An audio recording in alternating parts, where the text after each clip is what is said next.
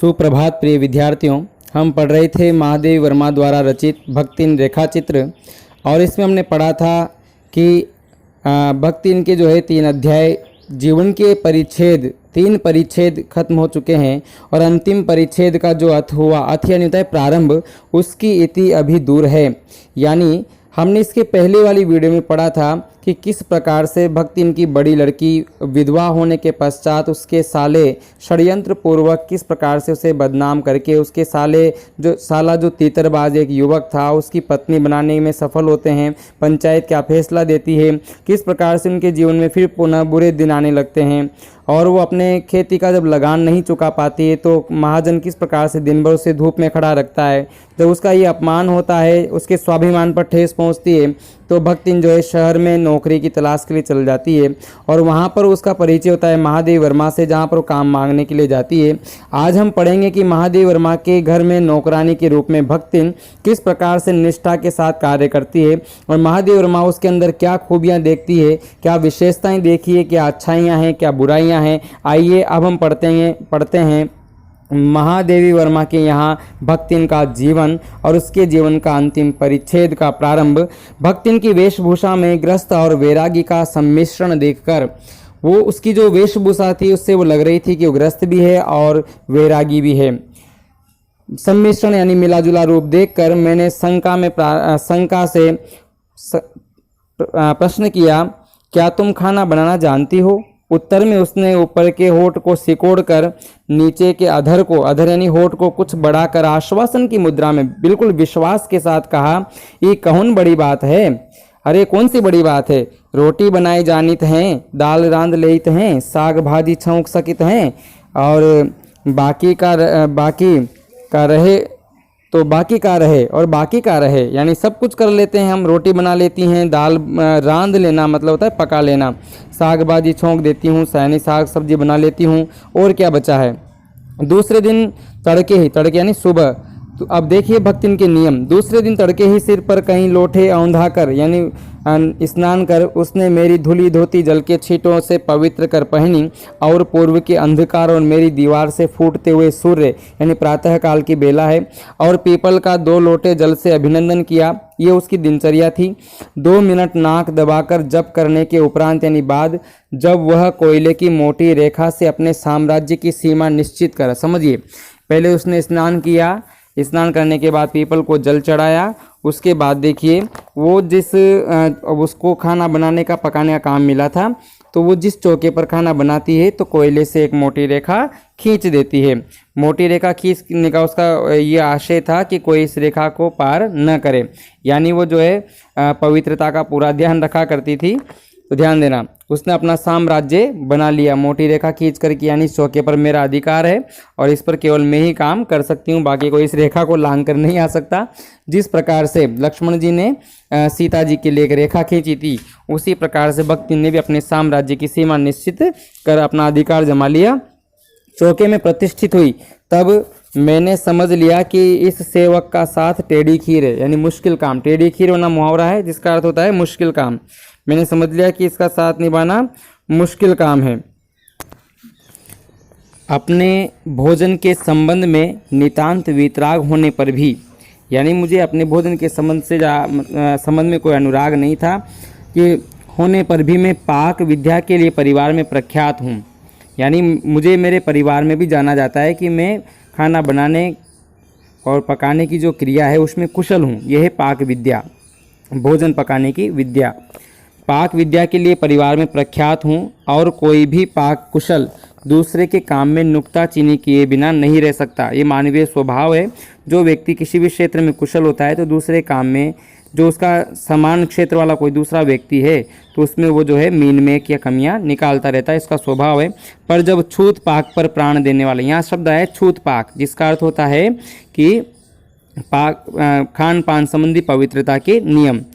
पर जब छूत पाक पर प्राण देने वाले व्यक्तियों का बात बात पर भूखा मरना स्मरण हो आया और भक्तिन की शंकाकुल दृष्टि में छिपे हुए निषेध का अनुभव किया। यानी यदि उसके चौके में कोई प्रवेश कर ले या उसके भोजन को कोई छू ले तो फिर वो जो है भक्तिन भोजन नहीं करती थी, दिन भर भूखी ही रहती थी, उसका ऐसा नियम था। तो मुझे याद आया कि इस प्रकार से भूखे मरेगी, तो स्मरण हो आया। और भक्तिन की शंकाकुल दृष्टि, शंका से आकुल, वो शंका के साथ देखती थी कि कोई मेरे इस पवित्र चौके में कोई न आए, कोई हाथ न लगाए, कोई छुए नहीं। तो वो उसके निषेध को मैंने अनुभव कर लिया कि वो एक तरीके से मना करना चाहती है कि कोई उसके सीमा में प्रवेश न करे। तब कोयले की रेखा मेरे लिए लक्ष्मण के धनुष से खींची हुई रेखा के समान दुर्लंघे उठी, मतलब उसको लांघना मेरे लिए मुश्किल हो गया, निरुपाय। अब देखिए अपने ही घर में महादेव वर्मा को किस प्रकार से भक्तिन सीमित कर देती है ना। और भक्तिन तो नौकरानी है, पर देखिए महादेव वर्मा का वश नहीं चलता और वो किसी प्रकार से उसके नियमों में परिवर्तन भी नहीं कर सकती, क्योंकि महादेव वर्मा एक साहित्यकार है, वो समझती है। निरुपाय अपने कमरे में बिछोने में पड़कर नाक के ऊपर खुली हुई पुस्तक स्थापित कर मैं चौके में पौड़े पर आसीन अनधिकारी को भूलने का प्रयास करने लगी। खुली हुई पुस्तक स्थापित कर मैं चौके में पौड़े पर आसीन अनधिकारी को भूलने का प्रयास करने लगी। हाँ, अनधिकारी शब्द भक्तिन के लिए आया है, क्योंकि उसका अधिकार न होते हुए भी उसने उस घर पर या उस चौके पर अपना अधिकार जमा लिया। खैर, मैं से भूलने का प्रयास करने लगी। भोजन के समय जब मैंने अपनी निश्चित सीमा के भीतर निर्दिष्ट स्थान ग्रहण किया, निर्दिष्ट यानी भक्तिन के द्वारा बताया गया जब स्थान, अपने देखो महादेव वर्मा मालकिन है, फिर भी भक्तिन द्वारा निर्दिष्ट स्थान पर जो है भोजन ग्रहण करने के लिए कहा गया और मैंने वो स्थान ग्रहण किया। तब भक्तिन प्रसन्न हो गई और प्रसन्नता से लबालब भरपूर भरी हुई दृष्टि और आत्मसंतुष्टि से आप्लावित, आप्लावित मतलब भरपूर, आत्मसंतुष्टि से भरपूर मुस्कुराहट के साथ मेरी फूल की थाली में, ये फूल एक प्रकार की धातु होती है, जैसे तांबा होता है, स्टील होती है ना, उसी प्रकार से फूल भी एक धातु होती है ना। फूल की थाली में एक अंगुल मोटी और गहरी काली चित्तीदार 4 रोटियां रखकर उसे टेढ़ी कर गाढ़ी दाल परोस दी। यानी थाली में पहले लोग जो है थाली में ही सब्जी रखते थे और रोटी भी उसी में लेते थे, थाली को टेढ़ा कर लिया जाता। तो उसने देहातीन तरीके से, गाँव के तरीके से उसको भोजन परोसा, गाढ़ी दाल परोस दी। पर जब उसके उत्साह पर तुषारापात करते हुए, वो तो बहुत उत्साह के साथ भोजन बनाकर पहली बार उसने मेरे सामने परोसा था और इस उम्मीद के साथ कि उसके भोजन की प्रशंसा होगी, लेकिन मैंने जब रुआंसे भाव से कहा यह क्या बनाया है, तब तक वह हत बुद्धि हो रही। ध्यान देना, पहली बात तो उत्साह के साथ भोजन बना के लाई थी, पर मैंने उसके उत्साह पर तुषारापात कर दिया। तुषारपात का मतलब ऐसे होता है ओस गिरना या पाला पड़ना, अर्थात उसका उत्साह ठंडा देना। मैंने उसके उत्साह को शिथिल करते हुए कहा रुआंसे भाव से, रुआंसा मतलब रोने जैसा भाव, कि ये क्या बनाया है। तो वो हत बुद्धि हो रही, यानी हत बुद्धि, इसकी बुद्धि काम करना बंद कर दे। यानी उसने सोचा कि यार ऐसा क्या बना दिया कि ऐसा चौंक कर क्यों पूछा महादेव वर्मा ने। तो रोटियां अच्छी सेकने, तो उसका उत्तर देखिए आप, अपनी बात को किस प्रकार से, किस तर्क के माध्यम से वो उसको भी सही साबित करने का प्रयास कर रही है। जो रोटियां उसे जल गई थी उसे उसने क्या नाम दिया, देखिए, रोटियां अच्छी सेकने के प्रयास में कुछ अधिक खरी हो गई है। खरी मतलब अपनी भाषा में हम उसे आखरी बोल देते हैं, अधिक खरी हो गई है पर अच्छी है। और तरकारियां थी, पर जब दाल बनी है तब उनका क्या काम, शाम को दाल न बनाकर तरकारी बना दी जाएगी। हालांकि सब्जियां भी रखी हुई थी, पर जब दाल बनी है तब उनका क्या काम, शाम को दाल न बनाकर सब्जी बना दी जाएगी। इस प्रकार से वो जो है भक्तिन महादेव वर्मा से कहती है। दूध घी मुझे अच्छा नहीं लगता, नहीं तो सब ठीक हो जाता। अगर दूध घी अच्छा लगता तो वो दूध घी से खा लेती, ऐसी उसको दाल पसंद नहीं है महादेव वर्मा को। दूध घी मुझे अच्छा नहीं लगता, नहीं तो सब ठीक हो जाता। अब न हो तो अमचूर और लाल मिर्च की चटनी पीस ली जावे। यानी उसको दाल पसंद नहीं है तो वो सोच रहे भाई विकल्प के रूप में अमचूर और लाल मिर्च की चटनी पीस ली जावे। उससे भी काम न चले तो वो गांव से लाए हुई गठरी में से थोड़ा गुड़ दे देगी। अब देखिए भक्तिन जो है उसको बता रही है कि आपको भाई दाल पसंद न हो तो दूध घी से उनको अच्छा नहीं लगता तो अमचूर की लाल चटनी बना देगी, उससे खा ले। उससे भी काम न चले तो अपने गाँव से जो गठरी में थोड़ा सा गुड़ दे देगी। और शहर के लोग क्या कलाबत्तू खाते हैं।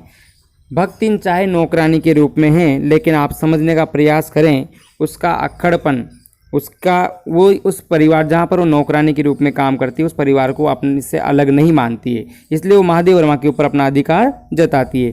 देखो एक प्रेम पूर्वक अधिकार भी जता लिया जाता है और वही भावना यहाँ पर भक्त इनके अंदर दृष्टिगोचर होती है।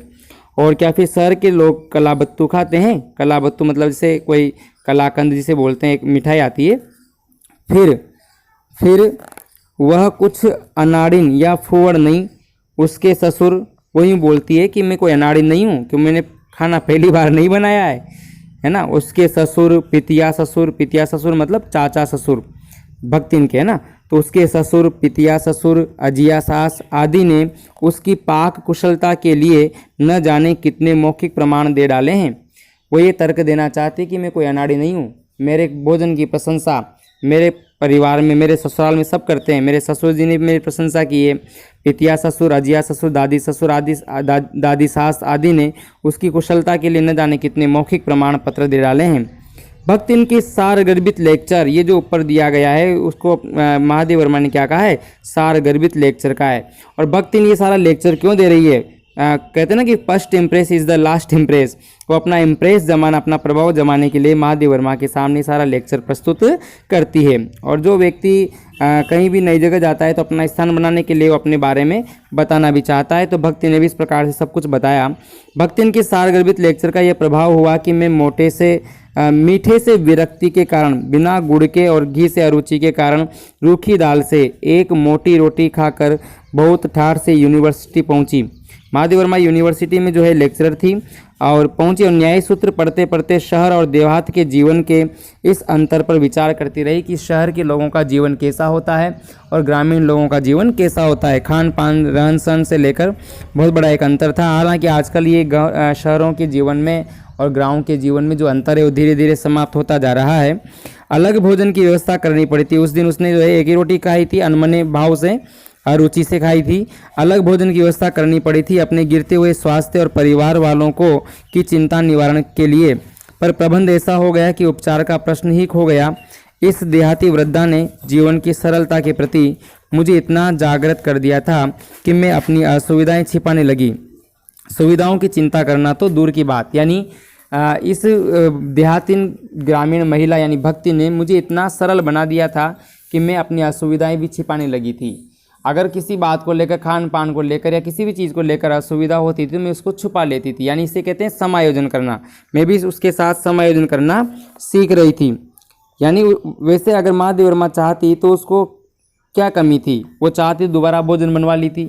वो अपना पूरा अधिकार जो है भक्त इनके ऊपर डाल देती और कह देती मैं जैसा चाहूँगी तुम वैसा ही करोगी, अन्यथा तुम नौकरी से जा सकती हो। ऐसा भी वो कर सकती थी, लेकिन नहीं, उसने भक्त इनकी भावनाओं का भी ध्यान रखा और अगर वो असुविधाएं मिली तो उसने एडजस्ट किया, समायोजन करना सीखा। तो देखिए दोबारा पढ़ लीजिए कि अपने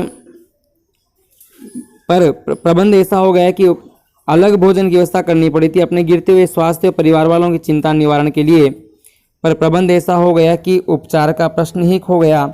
इस देहाती वृद्धा ने जीवन की सरलता के प्रति मुझे इतना जागृत कर दिया कि जीवन को सरलता और सहजता के साथ जीना चाहिए था कि मैं अपनी असुविधाएं छिपाने लगी। सुविधाओं की चिंता करना तो दूर की बात।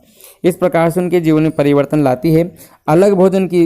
इसके अलावा भक्ति इनका स्वभाव ही ऐसा बन चुका है कि वह दूसरों को अपने अनुसार बदल लेना चाहती है, अपने अनुसार बना लेना चाहती है, पर स्वयं किसी और के अनुसार नहीं बदलना चाहती। रहीमदास जी का एक दोहा है कि जय रहीम उत्तम प्रकृति का करी सकत कुसंग, चंदन विश्व व्यापे नहीं लिपटे रहत भुजंग। हालांकि यहाँ कुसंगित की बात नहीं हो रही है, फिर भी कुछ लोग कहते हैं, कुछ लोगों का स्वभाव या व्यक्तित्व ऐसा होता है कि वो दूसरों को अपने अनुसार बदलना चाहते हैं, वे स्वयं किसी और के अनुसार नहीं बदलते। और ऐसा ही कुछ व्यक्तित्व भक्ति इनके अंदर दिखाई देता है। वह अपने संबंध में किसी प्रकार के परिवर्तन की कल्पना भी नहीं कर सकती, अर्थात भक्ति में आपको रंच मात्र भी परिवर्तन नहीं आएगा। वैसे होता तो कुछ उल्टा ही है कि जो लोग शहर जाते हैं तो शहरी जीवन का प्रभाव उनके ऊपर जल्दी पड़ता है, लेकिन भक्त इनके ऊपर शहरी जीवन का कतई प्रभाव नहीं पड़ता और वो जो है स्वयं अपने व्यक्तित्व से शहर के लोगों को बदल देना चाहती है। ध्यान देना, इसी से आज मैं अधिक देहाती हूँ। महादेव वर्मा कह रहे कि मैं आज अधिक देहाती हूँ, यानी पहले से अधिक ग्रामीण बन चुकी हूँ। मेरे ऊपर ग्रामीण परिवेश का असर आया है और ये असर किसकी वजह से आया है? भक्तिन की वजह से। पर उसे शहर की हवा नहीं लग पाई। हवा लगना मतलब प्रभाव होना, प्रभाव पड़ना। मकई का रात को बना दलिया सवेरे मट्ठे से सौंधा लगता है। क्या क्या तर्क देती है और कैसा कैसा भोजन करवाए। देखिए, ग्रामीण परिवेश का जो भोजन होता है बिल्कुल स्थानीय भोजन होता है, जिसमें दही या फिर दलिया, दूध, राबड़ी, है ना, इस प्रकार का भोजन होता है। तो रात को बना हुआ दलिया सवेरे मट्ठे से सौंधा लगता है, अच्छा लगता है। बाजरे के तिल लगाकर बनाए हुए पोहे गरम कम अच्छे लगते हैं। ज्वार के भुने हुए भुट्टे के हरे दाने की खिचड़ी स्वादिष्ट होती है। सफ़ेद महुए की लपसी संसार भर के हलवे को लजा सकती है आदि। वह मुझे क्रियात्मक रूप से सिखाती रहती है, अर्थात मुझे ग्रामीण जो भोजन है उसकी जानकारी देती रहती है और उसके प्रति मेरे मन में रुचि उत्पन्न करने का प्रयास करती है। पर यहाँ का रसगुल्ला तक भक्तिन के पोपले मुंह में प्रवेश करने का सौभाग्य प्राप्त नहीं कर सका। क्या भाषा है महादेव वर्मा की, सुनिए ढंग से समझिए कि उसने अपने ग्रामीण भोजन को तो यहाँ बनाकर मुझे खिलाने का प्रयास किया, पर उसने स्वयं ने शहर का रसगुल्ला तक नहीं खाया, यानी रसगुल्ले को भी सौभाग्य प्राप्त नहीं हुआ कि वो भक्तिन के पोपले मुंह में प्रवेश कर सके। मेरे रात दिन नाराज होने पर भी उसने साफ धोती पहनना नहीं सीखा। वो वही धोती, मैली कुचैली धोती पहनती थी, पर मेरे स्वयं धोकर फैलाए हुए कपड़ों को भी तह करने के बहाने सिलवटों से भर देती थी। यानी उसको जो है घड़ी करना नहीं आता था। हम बोलते ना तह करना मतलब घड़ी करना नहीं आता था, वो ऐसे ही समेट कर रख दिया करती थी, इससे वस्त्रों पर सिलवटें पड़ जाती थी। तो देखिए, महादेव वर्मा ने भी किस प्रकार के नौकरों को सहन किया है, क्योंकि वो उनके अंदर छिपी हुई असाधारणता को समझती थी, नौकरों में भी कुछ विशेष देखती थी। ऐसा नहीं कि उन नौकरों को उपेक्षित करती थी, और यही महादेव वर्मा का बड़प्पन था।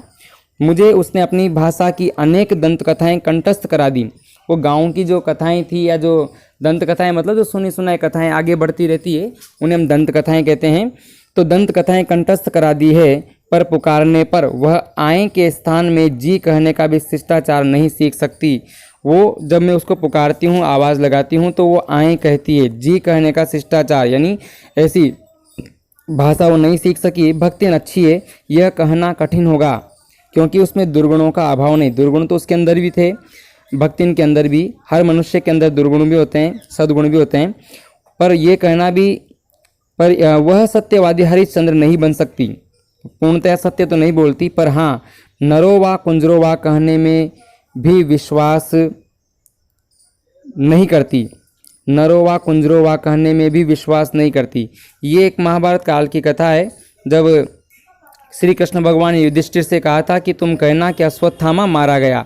अश्वत्थामा आचार्य द्रोण का पुत्र था, इससे द्रोणाचार्य का उत्साह शिथिल होगा और हम उनसे युद्ध जीतने में सफल हो जाएंगे। तब युधिष्ठिर ने कहा था कि मैं झूठ क्यों बोलूं? तो श्री कृष्ण ने कहा था कि झूठ बोलने की आवश्यकता नहीं है, क्योंकि इस सेना में एक तो हाथी का नाम है अश्वत्थामा और एक नाम है द्रोणाचार्य के पुत्र का नाम अश्वत्थामा। तुम्हें तो सिर्फ ये कहना है कि अश्वत्थामा मारा गया, नरोवा कुंजरोवा, वो नर है या हाथी है मुझे ज्ञात नहीं है, तो आप तो केवल इतना कहना। तो युधिष्ठिर ने जैसे ही जोर से कहा कि अश्वत्थामा मारा गया, तो श्री कृष्ण ने शंख बजा दिया। तो पीछे वाला जो कथन था कि नरोवा कुंजरोवा, उस कथन को द्रोण सुन नहीं पाए। आचार्य द्रोण ने केवल इतना ही सुना कि अश्वत्थामा मारा गया और उनके पुत्र का नाम था अश्वत्थामा। इस प्रकार से उनका उत्साह शिथिल पड़ गया। ये कहानी थी इस कहावत के पीछे। तो वो नरोवा कुंजरोवा कहने में भी विश्वास नहीं करती, यानी इस प्रकार का झूठ भी वो नहीं बोलती। मेरे इधर उधर पड़े पैसे रुपए भंडार घर की किसी मटकी में कैसे अंतर्हित हो जाते हैं, यह रहस्य भी भक्तिन जानती है। यानी इधर उधर जो खुले पैसे पड़े रहते हैं, सिक्के या छुटपुट, उन पैसों को उठाकर वो एक मटकी में डाल देती है। अन्य चोर उसके ऊपर अन्य जो नौकर हैं उसके ऊपर चोरी का आरोप लगाते हैं, लेकिन इस रहस्य को केवल भक्तिन जानती है। आइए वो रहस्य क्या है इस पाठ में आगे पता लगेगा, पर उस संबंध में किसी के संकेत करते ही वो शास्त्रार्थ के लिए चुनौती दे डालती है। शास्त्रार्थ का मतलब होता है शास्त्रीय ज्ञान पर आधारित बहस, यानी वो कहती है कि आइए मुझसे बहस कर लीजिए। यानी वो जो है किसी प्रकार से स्वयं को चोर साबित नहीं होने देगी, उसे विश्वास है। वो पैसों को छुपा कर क्यों रखती है, मटकी में क्यों डाल देती है, ये बाद में हमें पता चलेगा इस पाठ में। देखिए, वो उसका अपना घर ठहरा। वो क्या कहती है कि ये मेरा अपना घर है, पैसा रुपया जो इधर उधर पड़ा है उसे संभाल कर रख लिया, तो क्या ये चोरी है? ये तो मैंने संभाला है, अपने घर को संभालना चोरी थोड़ी ना होता है। वो उस घर को अपना घर मानती है। इस प्रकार से जो वो अन्य नौकर उसके ऊपर आरोप लगाते थे वो भी बेचारे निरुत्तर हो जाते थे। उसके जीवन का परम कर्तव्य मुझे प्रसन्न रखना है। वो कहती है कि मेरे जीवन का प्रथम कर्तव्य केवल अपनी मालकिन को प्रसन्न रखना है। जिस बात से मुझे क्रोध आ सकता है उसे बदल कर इधर उधर करके बताना क्या झूठ है? इतनी चोरी और इतना झूठ तो धर्मराज महाराज में भी होगा। धर्मराज शब्द आया युधिष्ठिर के लिए, यानी वो अपने द्वारा बोले गए झूठ को झूठ स्वीकार नहीं करती। वो कहती है कि मैं झूठ भी अगर बोलती हूँ तो मैं अपनी मालकिन को प्रसन्न रखने के लिए ही बोलती हूँ, मतलब मेरे झूठ का उद्देश्य गलत नहीं है। इस प्रकार के तर्कों से भक्तिन अपने आप को निरपराध साबित कर देती है और निर्दोष साबित कर लेती है। नहीं तो वे भगवान जी कैसे प्रसन्न रख सकते और संसार को कैसे चला सकते। इस प्रकार से वो शास्त्रीय ज्ञान पर आधारित तर्क देती है। शास्त्र का प्रश्न भी भक्तिन अपनी सुविधा के अनुसार सुलझा लेती है। मुझे स्त्रियां सिर घुटाना अच्छा नहीं लगता, अतः मैंने भक्तिन को रोका। उसने अकुंठित भाव से उत्तर दिया कि शास्त्र में लिखा है। कुतूहलवश भाई मैंने पूछा, जिज्ञासावश पूछी बैठी भाई क्या लिखा है शास्त्र में? तो तुरंत उत्तर मिला कि तीर्थ गए मुंडाए सिद्ध, या तो तीर्थ चले जाओ या फिर मुंडन करवा लो। मुंडन करवाने से उतना ही पुण्य मिलता है जितना कि तीर्थ जाने से। इस प्रकार के तर्क वो मुझे दिया करती थी। कौन से शास्त्र का ये रहस्यमय सूत्र है यह जान लेना मेरे लिए संभव नहीं था। अतः मैं हार कर मौन हो रही और भक्तिन का चूड़ा कर्म हर बृहस्पतिवार को, देखो वैसे हमारे यहाँ बृहस्पतिवार यानी गुरुवार को चूड़ा कर्म यानी बाल नहीं कटवाए जाते, पर भक्तिन हर बृहस्पतिवार को चूड़ा कर्म करवाती है। एक दरिद्र नापित शब्द है नाई के लिए, एक दरिद्र नापित के गंगा जल से धुले उसरे द्वारा यथाविधि संपन्न होता रहा। इस प्रकार से इसकी दिनचर्या थी। पर अब हम देखेंगे कि किस प्रकार से भक्तिन के जीवन के आगे की कहानी चलती है। पर वह मूर्ख है या विद्या बुद्धि का महत्व नहीं जानती, यह कहना असत्य कहना है। अपने विद्या के अभाव को वह मेरी पढ़ाई लिखाई पर अभिमान करके भर लेती है। अगर वो आज अनपढ़ है या उसको शिक्षा का अभाव है तो मुझ पर गर्व करती है कि मैं अनपढ़ हुई तो क्या हुआ, मेरी मालकिन तो पढ़ी लिखी है। एक बार जब मैंने सब काम करने वालों से अंगूठे के निशान के स्थान में हस्ताक्षर लेने का नियम बनाया, जितने भी नौकर काम करते थे महादेव वर्मा ने उनके लिए एक नियम बना दिया कि सब हस्ताक्षर करेंगे, तब भक्तिन दुविधा में पड़ गई। ये दुविधा क्या थी जानेंगे अगली वीडियो में। तब तक कीजिए आप इंतज़ार। आज के लिए और इस वीडियो के लिए इतना ही। धन्यवाद। किस प्रकार से भक्तिन का आगे का जीवन रहेगा आप जिज्ञासा बनाए रखिए। हम पढ़ेंगे अगली वीडियो में।